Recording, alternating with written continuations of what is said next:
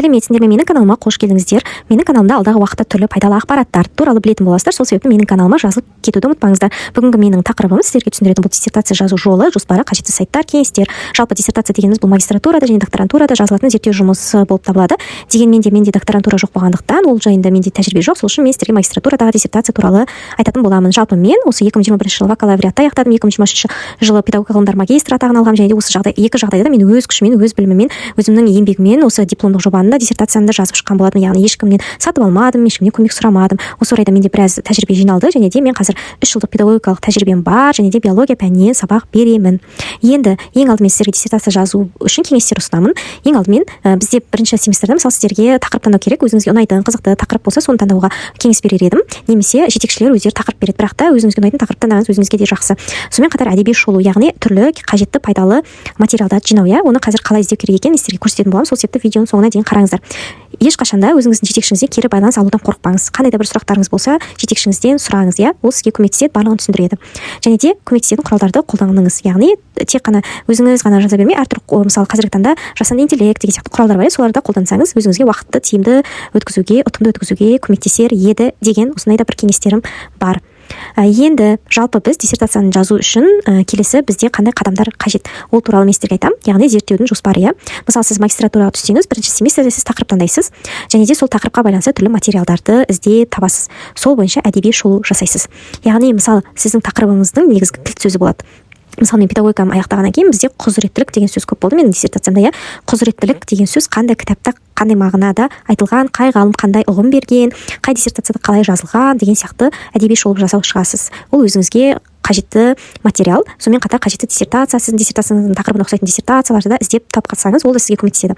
Жалпы диссертация бір жаңалықты ашу міндет емес, бұрын зерттеліп келе жатқан тақырыптарға бір өзіңіздің бір үлесіңізді қосу, осының өзі де зерттеу жұмысы болып табылады. Және қажетті материалдар тапқан соң өзіңіздің идеяңызды ойластырып, практикасын жоспар жасайсыз. Яғни бізде диссертация 2 бөлімнен тұрады, ол теориялық бөлім және практикалық бөлім. Ең маңыздысы осы практикалық бөлім. Яғни практикалық бөлімде сіз не істедіңіз, қандай жаңалық енгіздіңіз, және де қандай мәселені тауып, оның шешімін қалай шығардыңыз. Нәтижесінде ол не болды деген сияқты сіздің практикалық диссертацияңыздың бөліміне жазылады. Және де соны, сол практикасын қалай жасаймын, қандай зерттеулер жүргіземін, кімдермен зерттеу жүргіземін деген жоспар жасайсыз. Мысалы сіз магистрант болғаннан кейін сіз бакалавр студенттеріне тәжірибе жасайсыз. Әрине мен педагогикалық магистратура туралы айтып жатырмын. Егер басқа мамандықтар, ол сол мамандыққа байланысты тәжірибелер жасайтын болады. Енді екінші семестрде сіз практикалық жоспарын жіктеп аласыз. Яғни осыдан кейін осыны жасаймын деп, практика бойынша зерттеуіңізді жасауды бастайсыз. Яғни қай студентті, қай группаны, қанша адамды зерттеуге аласыз, олардан қандай сауалнама аласыз, мәселені анықтап аласыз сауалнама арқылы. Ол сауалнама арқылы мониторинг жүргізесіз. Ол мониторингте қандай студенттерде мәселе болды, қандай нәрсені шешу керек, олар не білмейді, не біледі деген сияқты мониторинг жүргізесіз. Сол бойынша сіз өзіңіздің зерттеуіңізді бастайсыз.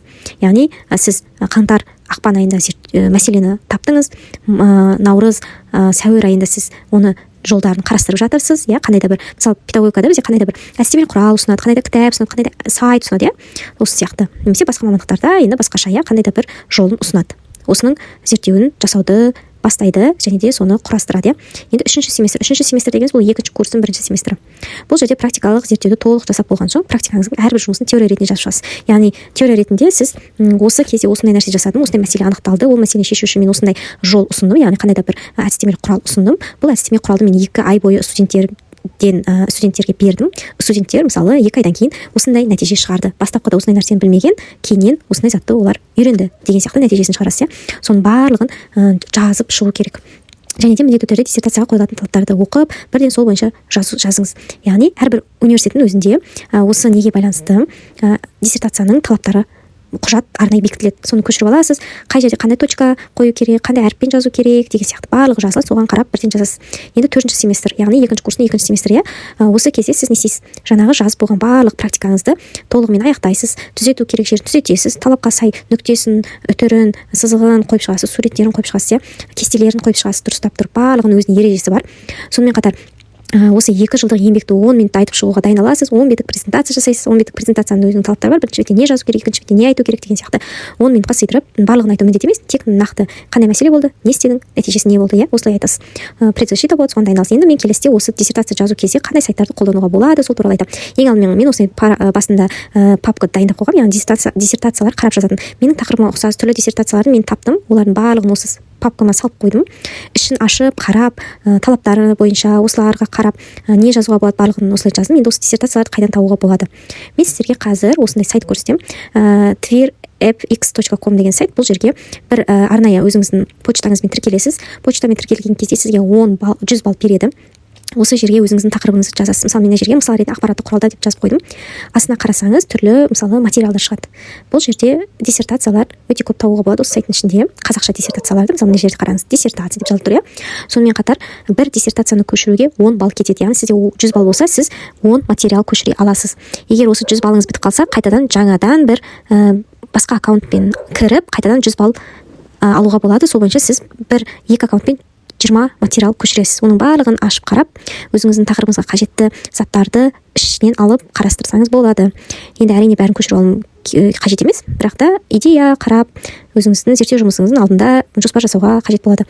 Енді келесі жолы Google Scholar деген сайт. Бұл сайтта тек ағылшынша мақалалар, ағылшынша зерттеу жұмыстары, сондайлар табуға болады. Бұл жерде өзіңіздің тақырыбыңызға келетін түрлі материал табу үшін ең алдымен сіз осындай переводчикке кіріп, өзіңіздің тақырыбыңызды мысалы қазақшадан ағылшыншаға қоясыз да. Мысалы, жерде ағылшыншасы шықты, иә.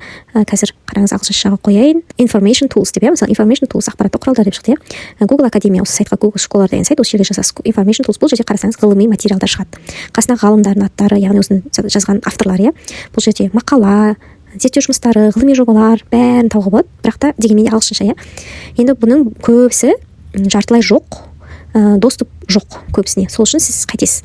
Осылай кіресіз. Мына мақаланы қарасаңыз, жартысы жоқ. Толық материалға сізде доступ жоқ. Ол үшін сіз былай сілтемесін көшіріп аласыз.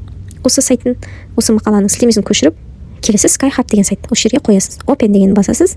Сізге осы сайттың ішінде доступ болса, сізге сол мақаланы, артиклді сізге доступ ашып береді. Міне қараңыз, PDF форматта толық доступ ашып берді. Осылай көптеген доступы жоқ материалдарды осы сайт арқылы ашып алсаңыз болады. Тегін ашып береді сізге. Енді осыны қарайсыз, оқисыз, өзіңізге керек жерін көшіріп аласыз, иә. Ол әрине көшіріп соны қоя салу міндет емес, ол плагиаттан өтпей қалады, бірақ та идея алып, қажет жерлерін алып, мысалы істейсіз, ағылшыншадан қазақша аударасыз, грамматика бойынша өзіңіз жөндейсіз, жөндейтін жерін жөндейсіз, қажет жерін аласыз, қажет емес жерін өшіріп тастайсыз, иә. Осылай өзіңіздің диссертацияңызға теориялық тұрғыдан ақпарат іздесеңіз болады. Осы бойынша диссертацияға көмек береді деген үміттемін. Енді келесі ChatGPT сайтын қалай қолдануға болады диссертация жазған кезде. Мысалы, қандай да бір идея іздеу үшін осы ChatGPT-ға сұрақ қойсаңыз болады. Мысалы, қараңыз, диссертация зерттеу жоспары деп жаздым. Сізге толығымен жоспар жасап береді. Зерттеу нысаны, пәні, әдеби шолу, зерттеу әдістері, міне жаңа мен айтып кеткен заттың барлығын сізге айтып берді. Енді келесі, тағы да мысалы ақпарат іздеу үшін, мысалы сіздің диссертация жерде мұғалімдерге арналған ақпараттық құралдар туралы информация іздеп көрейік, мысалы, иә, мына сізге көптеген сайттар шығарып береді. Осындай ақпараттық құралдар, өзіңізге ішіне идея алып, мысалы, қарасаңыз болады. Менде енді тақырып мұғалімдер ақпараттық құралдар деген мысал ретінде сіздер өзіңіздің тақырыбыңызды жазасыз ғой. Енді жаңағы сауалнама. Зерттеу жұмысын жүргізбес бұрын міндетті түрде сауалнама аласыз. Яғни сауалнама не үшін қажет? Ол негізгі мәселені табу үшін. Мысалы, жазайын, студенттердің ақпараттық құралдар туралы білімдерін мысалы тексеру туралы сауалнама деп жазып көрейік. Сізге қазір бұл ChatGPT толығымен бастан аяғына дейін сауалнама жазып береді. Сол сауалнаманы алсаңыз болады, немесе өзгертетін жерін өзіңіз өзгертсеңіз болады. Көрдіңіздер ме? Осылай сізге 2 секундта сауалнама толығымен құрастырып береді. Бұны өзіңізге көмекші құрал ретінде ChatGPT-ді қолдана берсеңіз болады. Әрине, толығымен диссертацияны ChatGPT-ның арқасында жазып алу міндет емес, дегенмен де өзіңіз білесіз. Енді осыны көшіріп аласыз да, Word-ға қойып, сол сауалнаманы қолдана берсеңіз болады. Word, Google формаға қойсаңыз болады. Kahoot арқылы алсаңыз болады сауалнаманы. Quizzes арқылы алсаңыз болады. Түрлі қазір жолдар бар. Тест жасаудың, сауалнама жасаудың, солар арқылы, немесе қағазға шығарып, қағаз түрінде алсаңыз болады. Дегенмен де тақырыбыңыз егер ақпараттық құралдар болса, жаңа бір сайтпен жазсаңыз өте өзіңізге өте диссертацияңызға өте өзекті мәселе болушы еді. Міне қараңыз, осылай копировать вставить етесіз, сауалнама уже дайын, иә. Қараңыз, диссертация жазудың талаптары әрбір университеттің өзінің сайтында бар. Мысалы, мен Абай университетін аяқтағанмын, осы жерде диссертация жазудың талаптары. Содержаниясы, таблица қалай болу керек, формуласы қалай болу керек, мынандай бас әріппен жазылатын сөздер қалай жазылу керек, барлығының талаптары бар. Қай жерде, қай саннан кейін қандай точка қойылады, мысалы, мазмұны қалай жазылады, барлығы осының ішінде бар. Осының қазақша версиясы бар, қазақша түсінбесеңіздер соны қарап, бәрін басынан аяғына дейін оқып шығасыз. Сол бойынша диссертацияңызды басынан аяғына дейін жазып шығуға болады. Адамның өз күші мен өз білімімен диссертацияны жазу, 80 беттік диссертацияны жазу мүмкін нәрсе. Бүгінгі видеом пайдалы болса, менің каналыма жазылуды ұмытпаңыздар, лайк басып, комментарий жазып кетіңіздер.